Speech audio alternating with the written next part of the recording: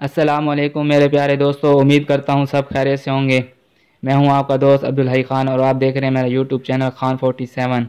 تو آج کا میرا ولاگ صبح سویرے کپڑے دھونے سے سٹارٹ ہو رہا ہے۔ آج میں اٹھا تو صبح سویرے میں نے سوچا کہ سب سے پہلے کپڑے وغیرہ دھوتا ہوں، کافی دنوں سے کپڑے جمع ہوئے پڑے تھے۔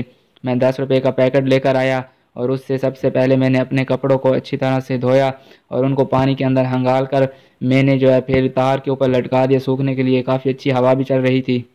کپڑے دھونے کے بعد میں نے نہانے کی تیاری کرنا شروع کر دی۔ میرے پاس گھاس وغیرہ پڑا ہوا تھا جو کافی دنوں سے پڑا تھا اور سوکھ چکا تھا۔ میں نے سوچا یہ ضائع نہ جائے، تو میں نے ساتھ ہی اس کے ایک اینٹوں کا چولہا بنا کر پانی کی دیگچی اس کے اوپر رکھ دی اور نیچے اس گھاس پھوس کو لگا کر اچھی طرح سے پانی کو گرم کیا نہانے کے لیے، اور وہاں پر بیٹھ کر میں ہاتھ وغیرہ بھی سیکتا رہا۔ اور ایسے ہی کافی دیر کے بعد جب پانی گرم ہو گیا میں نہا دھو کر واپس آ گیا اور دھوپ کے اندر آ کر میں بیٹھ گیا بال وغیرہ خشک کرنے کے لیے۔ مجھے کافی سردی بھی لگ رہی تھی کیونکہ سردیوں کا موسم ہے، تو کافی دیر میں دھوپ کے اندر بیٹھا رہا تو مجھے بھوک لگنے لگ گئی، تو میں نے سوچا کہ ہوٹل کی طرف چلتا ہوں۔ جب میں موٹر سائیکل کے اوپر بیٹھا ہوٹل پر جانے کے لیے تو مجھے یاد آیا کہ چابی تو کمرے کے اندر ہی رہ گئی ہے۔ میں نے سوچا کہ اب تالے کو توڑتا ہوں۔ کافی میں نے زور لگایا، تالا توڑنے کی کوشش کی اور اس کے اینٹیں بھی میں نے ماری مگر تالا نہیں کھل رہا تھا۔ پھر مجھے ایک اور ٹیکنیک یاد آئی کہ میں نے کہا ایسے ٹانگ مارتا ہوں اور خود ہی تالا کھل جائے گا۔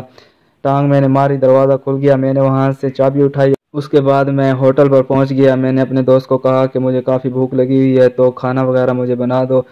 اس دوست نے مجھے روٹیاں وغیرہ بنا کر دی۔ پھر ہم دونوں نے مل کر کھانا کھایا اور آپس میں گپ شپ بھی لگائی۔ تھوڑی دیر گزرنے کے بعد میں نے کھانا وغیرہ کھا لیا اور روٹی وغیرہ لے کر میں اپنے بھائی کے گھر پہنچ گیا۔ وہاں پر ڈوگی کافی بھوکی تھی، اس کو میں نے روٹی ڈالی اور ڈوگی نے بھی کھانا وغیرہ کھا لیا۔ اس کے بعد میں گھر آ گیا۔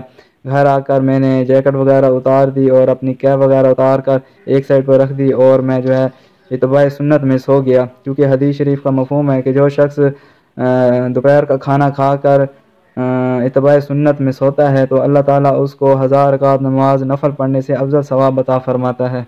عصر کی نماز کے بعد میں اپنے بھائی کے گھر پر آ گیا اور وہاں پر آ کر میں نے کبوتروں وغیرہ کو دانہ ڈالا۔ کبوتروں نے دانہ کھا کر فوراً اپنے گوڈل کے اندر جانا شروع کر دیا، کیونکہ مغرب کا وقت قریب تھا۔ انہوں نے جلدی جلدی سے دانہ وغیرہ کھایا اور اپنی گوڈل کے اندر داخل ہو گئے۔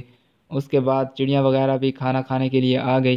جو کبوتروں کا دانہ وغیرہ بچا ہوا تھا وہ چڑیاں وغیرہ نے آ کر اچھی طرح سے اپنے پیٹ کو بھرا، دانہ وغیرہ کھایا۔ مجھ سے ڈرتی تھی، کبھی نیچے آتی تھی، کبھی درخت کے اوپر چڑھ جاتی تھی۔ تتر وغیرہ میری ویڈیو بنانے کی وجہ سے ڈر رہے تھے اور ایک طرف پر جو دانہ وغیرہ چڑیاں وغیرہ بچا کر گئی تھی وہ کتی نے آ کر کھانا شروع کر دیا۔ میں نے تتروں کے اوپر ایک کپڑا دے دیا تاکہ ان کو رات کو سردی نہ لگے اور کبوتروں کی گوڈل کو بند کر دیا اور گھر کی طرف جانے لگا۔ باہر نکلا تو کتی پہلے ہی سے گلی کے اندر نکلی ہوئی تھی، وہ کچھ کھا پی رہی تھی۔ میں نے اس کو آواز دے کر بلایا، اس کا دل اندر گھر جانے کو نہیں تھا مگر میں نے اس کو ڈرایا دھمکایا اور وہ ڈر کی وجہ سے گھر کے اندر داخل ہو گئی۔ میں نے دروازے کو لاک کیا اور میں مسجد کی طرف روانہ ہو گیا۔ مسجد میں آ کر بیٹھ گیا اور گھڑی کو دیکھتا رہا۔ گھڑی کی ٹک ٹک کی آواز میں سنتا رہا اور گھڑی کی یہ ٹک ٹک کی آواز ہمیں کہہ رہی تھی کہ تم موت کی طرف جا رہے ہو اور قبر کے قریب ہو رہے ہو، تمہارا زندگی کا ایک ایک لمحہ کم ہوتا چلا جا رہا ہے